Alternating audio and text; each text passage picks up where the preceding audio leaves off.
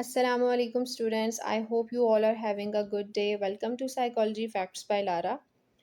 So students, today we are going to discuss the life of Alfred Adler under the main topic that is Alfred Adler individual psychology theory. हम discuss कर चुके हैं individual psychology theory क्या है. अब हम discuss करने जा रहे हैं बायोग्राफी अल्फ्रेड एडलर की. डिटेल में अल्फ्रेड एडलर की लाइफ को डिस्कस करेंगे ताकि हम अंडरस्टैंड कर सकें कि किस तरह से एडलर के लाइफ एक्सपीरियंसेस ने उसकी थ्योरी को इन्फ्लुएंस किया है.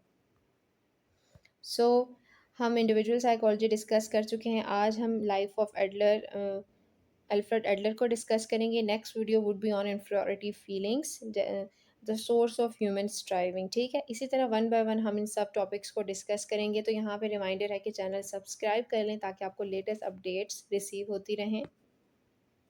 So the life of Alfred Adler में हम चाइल्डहुड, एडोलेसेंस एंड एडल्टहुड को डिटेल में डिस्कस करेंगे.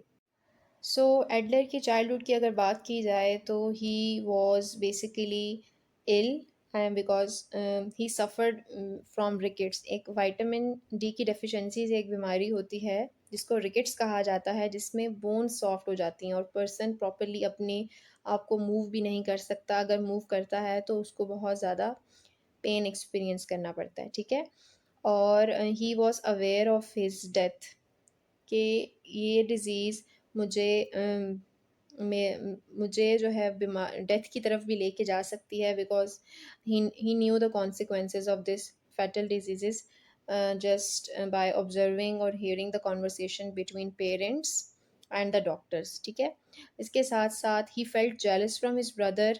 चाइल्डहुड में ही felt jealousy from his brother जो कि प्रॉपरली फिजिकली स्ट्रॉन्ग था, एक्टिव था, डिफरेंट गेम्स में पार्टिसिपेट करता था. ही वॉज प्रॉपर एथलीट और हर तरह की फ़िज़िकल एक्टिविटीज़ में उसका ओल्डर ब्रदर जो है पार्टिसिपेट करता था. और in comparison to Adler, Adler ख़ुद जो है वो अपने आप को मूव करना भी बहुत ज़्यादा मुश्किल समझता था. That's why he felt jealous from his older brother. ठीक है, इसी तरह at the age of 4 he himself was very close to death due to pneumonia. So इस तरह के लाइफ एक्सपीरियंसेस एडलर ने अर्ली चाइल्डहुड में ही एक्सपीरियंस किए.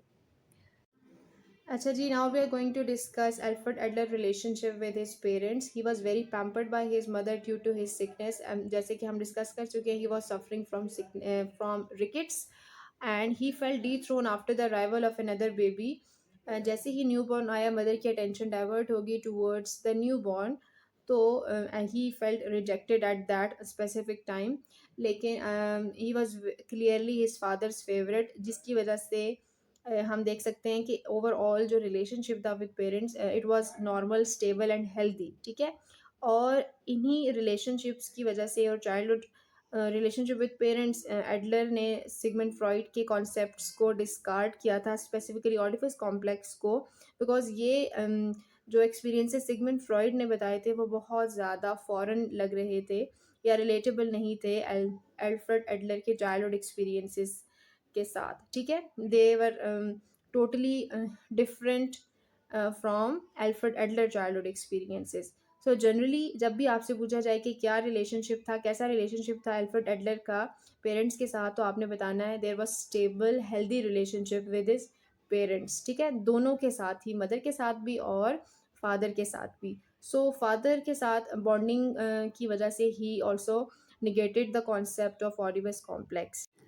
अच्छा, एडल्टहुड की बात की जाए तो basically he studied medicine from the university of Vienna but graduated with no better than mediocre academic record. ठीक है, अच्छा एकेडमिक रिकॉर्ड नहीं था स्टार्ट में.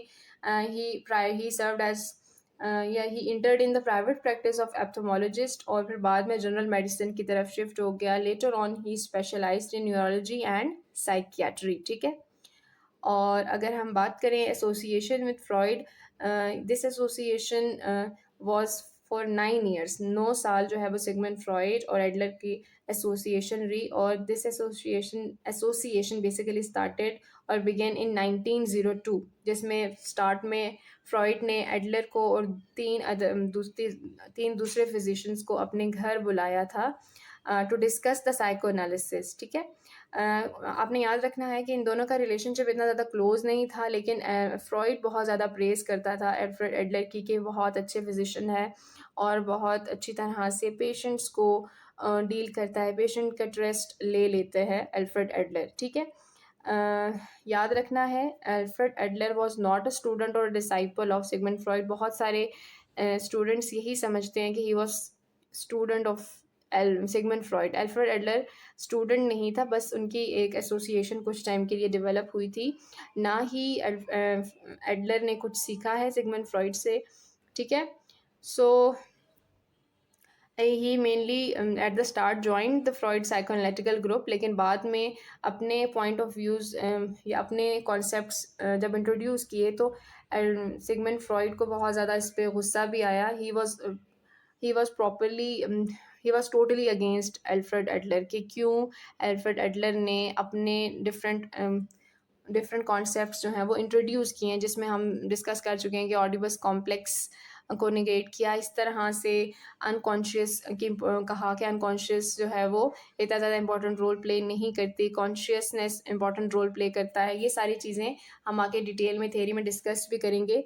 सो एडलर सिगमंड फ्रॉइड को इस बात पे बहुत ज़्यादा गुस्सा आया और 1910 में Adler became the president of Vienna psycho analytical society और को एडिटर भी बन गया।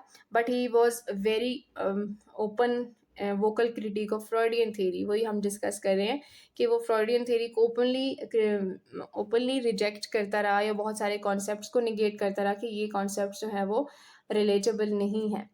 अब फ्रॉइड ने क्या रिएक्शन दिया? फ्रॉइड ने बहुत ज़्यादा कमेंट्स पास किए एडलर पर कि he is loathsome, abnormal and mad by driven by mad ambition, venom, meanness. बहुत सारे इस तरह के कमेंट्स हैं जिसमें he mainly said he is paranoid and jealous. So he also describe Adler's theory as worthless, ठीक है। सिगमंड फ्रॉइड की बात हो रही है और इन रिटर्न एडलर ने भी हॉस्टिलिटी शो की सिगमंड फ्रॉइड की तरफ by calling him swindler and his psychoanalysis theory as filth, ठीक है, या गार्बेज, कि साइको एनालिसिस थेरी एक बिल्कुल गार्बेज है या फिल्थ है, ठीक है। सो इस तरह से इनका जो रिलेशनशिप था वो ख़त्म हुआ ऑन दीज रिमार्क्स, ठीक है। और 1912 में Adler founded a society of individual psychology, ठीक है, याद रखना आपने 1912 में। And he served in the Austrian army during world war one और different government sponsorship child counselling programs जो हैं वो एडलर ने स्टार्ट किए और क्लिनिक्स में भी एडलर ने ग्रुप ट्रेनिंग्स और गाइडेंस प्रोसीजर स्टार्ट कर दिए और जिसमें मॉडर्न ग्रुप थेरेपी टेक्निक्स को भी इस्तेमाल किया। इसके बाद 1926 में एडलर ने यूएस विज़िट किया और वहाँ पर लेक्चर्स दिए प्रॉपरली इंडिविजुअल साइकोलॉजी के बारे में और मेनली काउंसलिंग की इम्पोर्टेंस के बारे में, ठीक है, और अपनी थ्योरी प्रमोट की। In short, he promoted his own theory, that is individual psychology, by giving different lectures in the US, ठीक है। taught, lectured and gained popularity as a psychological expert in America। फिर क्या हुआ? America में भी he gained prominence और सब उसको सब एल्फ्रेड एडलर को साइकोलॉजिकल एक्सपर्ट भी कहने लग गए, ठीक है। Adler and later on what happened, personal traits की वजह से। पर्सनल ट्रेट्स क्या थी? ही was very optimist, he was very he showed warmth. लेकिन जब भी कोई बात ऐसी होती थी जिसमें उसको लगता था कि मेरी अथॉरिटी को चैलेंज किया जा रहा है तो बहुत ज़्यादा गुस्सा भी आ जाता था। He became very furious and very prone to anger when he thought कि मेरी अथॉरिटी को चैलेंज किया जा रहा है। सो एल्फ्रेड एडलर की लाइफ के की इवेंट्स डिस्कस कर लेते हैं। 1902 में he joint Freud psycho analytical group. 1910 he became critical of Freudian theory and eventually severed the ties, ठीक है। 1912 में he founded the society of individual psychology. 1926 he first visited the US, later he moved there in 1929, जिसमें New York city में ही got settled और properly individual psychology को promote किया 1937 में he was on 56 lecture tour of Europe, और due to exhaustion और what ever the reason he suffered a heart attack and died in Scotland. 1937 में आपने याद रखना है, ठीक है। So, students, this was all from the topic Life of Alfred Adler. The next topic is inferiority feelings. This is the concept given by Alfred Adler. हम इसको detail में डिस्कस करेंगे. He said inferiority feelings the source of human striving. If you have any question regarding the topic Life of Alfred Adler, you can ask in the comment section. और channel को subscribe कर लें ताकि आपको latest updates मिलती रहें। मिलते हैं नेक्स्ट वीडियो में।